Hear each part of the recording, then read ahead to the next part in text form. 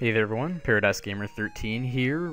Well, technically I'm not really resuming my Let's Play of Pokemon 3D, because like the last episode, this one was also done previously, and I thought I was doing a live commentary for it, but I didn't exactly have my mic turned on, so that kind of didn't work out that well. But basically, I'm back here at Goldenrod, and before I continue on with the whole radio tower quest type story related quest thing, I came back here to get Bill's number, which I don't have a Pokegear. I never got it because it was like that came out sometime after I had already started the game, so I never ended up getting it. But I just thought I'd go ahead and see if I could get Bill's number, which I actually do. But like I said, I don't know how to check it because I as you can see here, I was like looking through my different screens and stuff, but yeah, I don't really know else how to go back and get it or something. I'm sure there's probably some way I can, but because I know like with Rock Smash, I think it was, like I missed that as well, or like I didn't miss it, but I don't know what it was. There was some other kind of or maybe it was a TM or something from one of the gym battles or something. I don't know, but there was a way I could go back and get it anyway, and you know, other than the normal way of just doing it. But anyways, I think I might actually be looking around here, because there's a as I may have mentioned in the last video, there's a supposedly some kind of, I probably should have checked this since the last video, which was like a really long time ago. Oh, hey, I found the coin case finally. But no, I was like looking for some kind of like extra store or something like that they put in, and also for HM Ride or whatever it is that because that was also implemented in here.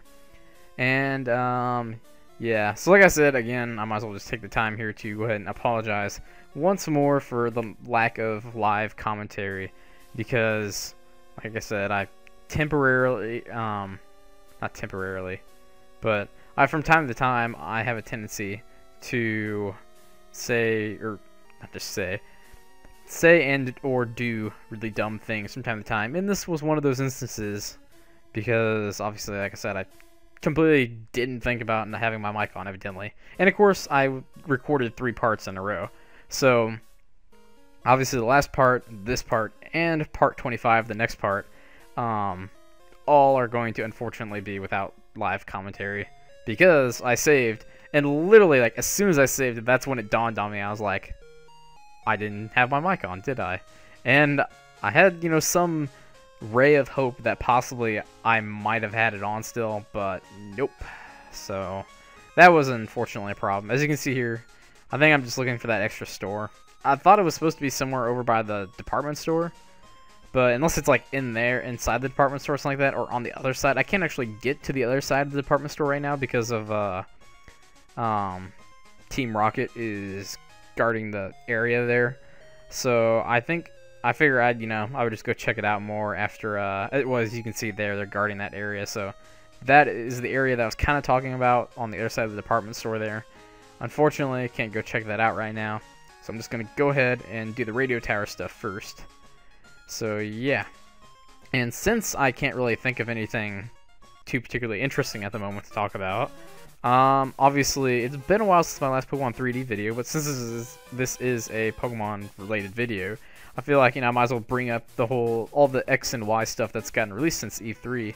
So, you know, just curious of what your guys' thoughts on all that stuff is, you know, the fairy type and player customization, and I noticed that also they still are planning on, which this didn't really surprise me that much, but they still are only going to have one save file per game, which, honestly, I don't really know what the point of that is. I've never quite figured that out. I mean, I'm sure there is a somewhat good reason, I would guess, for why they do it, but, I mean, it's just kind of annoying to have to, like, completely start over. Unless, well, what I generally do is if I have, like, more than one of the versions of that generation, then I'll just, like, trade all the particularly good or special Pokemon, or any shiny Pokemon, over which actually I don't have that many shiny Pokemon to trade or anything. Oh, I don't really have any on any of the more recent Well, that being said, I have my shiny Pidgeotto out right now, but that was just purely luck.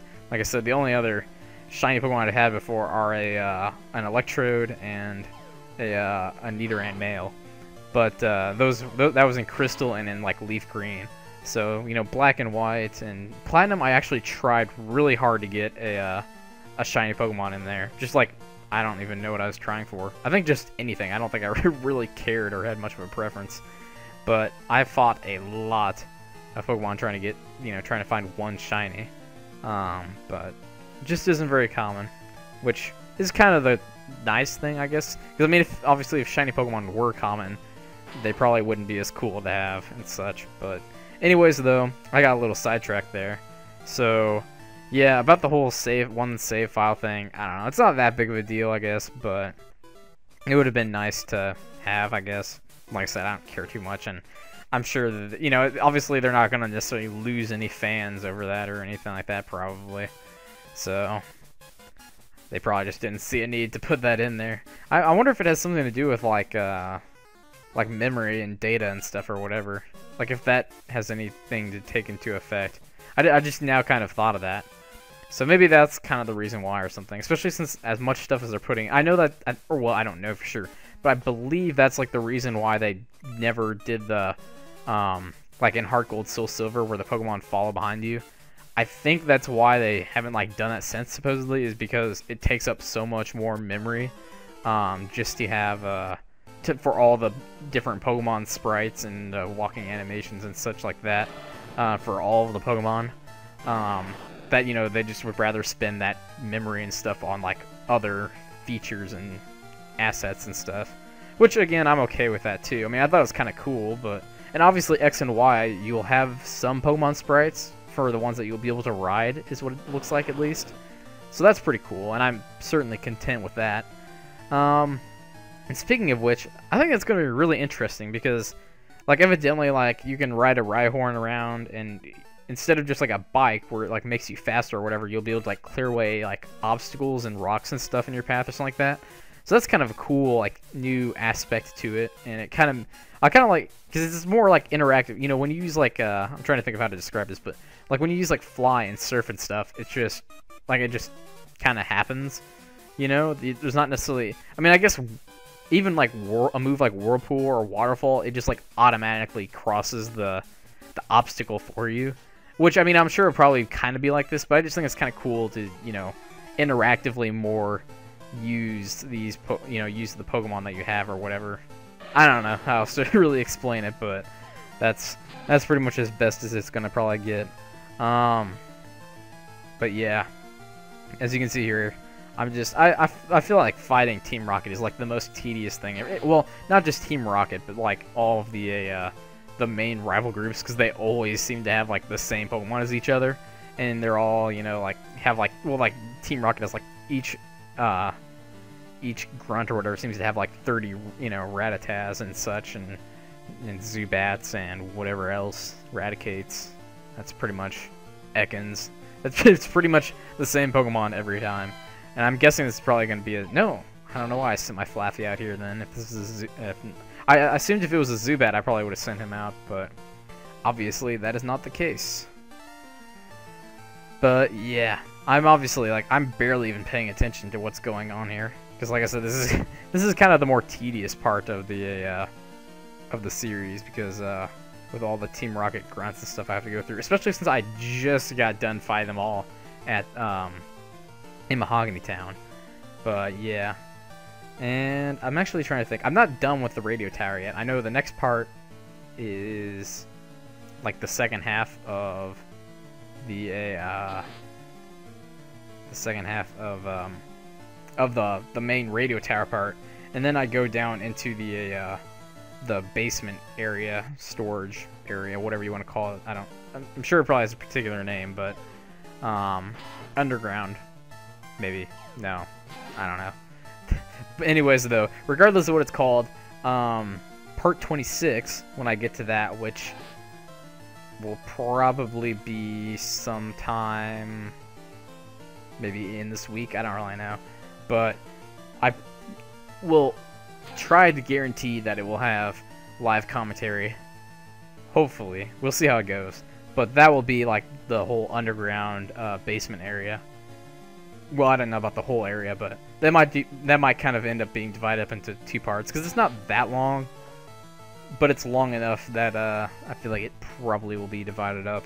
And there's also another rival battle coming up too, so that'll be interesting to look forward to. Anyways, though, I've been kind of rambling off track of what I was initially talking about, but back to what I was initially talking about E3 and X and Y and stuff. The fairy type. That is going to be really interesting. Obviously, they said they introduced that to kind of nerf the dragon types a bit, which honestly, I mean, I was thinking that was like one of the reasons why the steel types got put in, if I remember correctly. But I assume that the fairy type is going to be super effective against dragon type, but I can't imagine that dragon would not be very effective against fairy. That seems like it'd be like a weird, I mean, it might be like that, but it just seems like most things make sense. And I say that hesitantly because a lot of things don't actually make sense in Pokemon. But basically what I was trying to convey is most of the type advantages and disadvantages seem somewhat logical. Like, water obviously has an advantage over fire, and fire wouldn't be very effective against water, obviously. So that, like, that relationship, it makes sense. And like I said, like, dragon types, you know, being not very effective against the steel type, that makes some sense as well, because obviously, well, steel type is pretty much, like, hardly anything is effective against it, except for fire types, obviously, which kind of makes some sense. Ground types, and you could probably provide an argument for that, you know, if, like, because I'm going to get really complex here, but you have a building made out of steel, and it gets hit by an earthquake, and it falls down. I assume that's kind of the logic that they're using. I don't know. That was another really poor explanation by me, but yeah. Anyways, though, that's the way I've always kind of viewed that relationship. Some of them are, I don't know. Some of them are probably a little more confusing, like grass and ground. But again, like the way I think of that is like I assume it's kind of like how plants come up through the ground. So I guess that's how that advantageous relationship develops there, but I don't really know. Then there's ones like well, there we go. Here's an odd one: ground and poison. That one kind of threw me off a little bit. I don't really know how to explain, how to even remotely try to explain that one. But yeah. Nonetheless, though, it'll be interesting with. So same thing with ice and dragon. It seemed like they just kind of threw that in there too, like just like, oh, there we go. Here's a counter to the dragon type, which granted, in Gen 1 it wasn't like, I mean, it was powerful because Dragonite was pretty good thanks to the fact that special attack and special defense and attack, special attack and defense were like grouped into one category, so that kind of made things nice for him. And some of the other Pokemon, like I think like Jinx and who else, Magmar maybe, I don't know, but there's some like Pokemon that obviously were like super powerful in the first generation, that after the differentiation between special defense and special attack were made, that kind of did stuff like that. But anyways, I think I'm probably getting close to the end of the video here. Let me just check and see. I don't even know. I guess not. But yeah. Anyways, yeah, so as you can tell, I'm just re-recording this after it's already been recorded because, yeah. So that way I could try to provide some commentary for it. But, I couldn't really think of a more I'm sure there's other ways to do it, but I just felt like this way was easy anyways. And I already had my recording, my mic and stuff set up, thankfully, and it's on this time. I double checked that. Otherwise that would have been really awkward. But yeah. So back to the whole E3 thing. See, I get sidetracked so easily, I feel like. But player customization. Well, no, let me finish talking about the fairy type first, though. Oh, yes. So the Pokemon that are the fairy type, that have been revealed so far, that I know of are Jigglypuff, Marill, Sylveon, which that one I guess is kind of a given because a lot of people figured that Sylveon was maybe some kind of new type anyways. But that's gonna be really interesting. I wonder if they're gonna like make like a new stone for the fairy types then. But I mean, like, I feel like you'd have to, I don't know. I feel like they never really did a good job of like explaining how dark and steel types just suddenly like appeared. Especially like considering the fact that like Magnemite obviously became a steel type, and like certain moves became steel types, or well, certain moves didn't really become steel types. I think all the moves that are currently steel types started out as steel types, like in Generation 2 and so on. But like Bite became dark as opposed to the normal type, and there's probably maybe a couple other moves as well that are similar to that. So, you know, I don't understand, like, they never really, like, explained how that happened. Not that I remember, at least. Like, story-wise, I guess. But, you know, that was, like, the second generation, so, I mean, I could kind of understand that. But I feel like, considering the fact this is the 6th generation, I feel like they have to have some kind of legitimate reason for just all of a sudden, hey, a new type suddenly appeared, and like some of these old Pokemon are all of a sudden this new type as well. Because that's the thing, like I said, when Dark and Steel types got introduced, the only ones I can think of are Magnemite and Magneton that got their type changed. But I'm running low on time now. All right, I'll continue this discussion in the next video because, like I said, I need something to talk about anyway since I didn't do a live commentary. But that is going to be it for this video, so if you liked it, I would really appreciate you giving me a like and potentially subscribing to my channel and to get notified of future content and videos and stuff. And as always, as you can see, there we go. See, I paid absolutely no heed to my the fact that I didn't have my mic on. But anyways, though, yeah. So like, subscribe. I hope you guys enjoyed. Like I said, live commentary will be coming back in part 26, I believe. So you got that to look forward to, I guess. Anyways, have a good day, and thanks again for watching.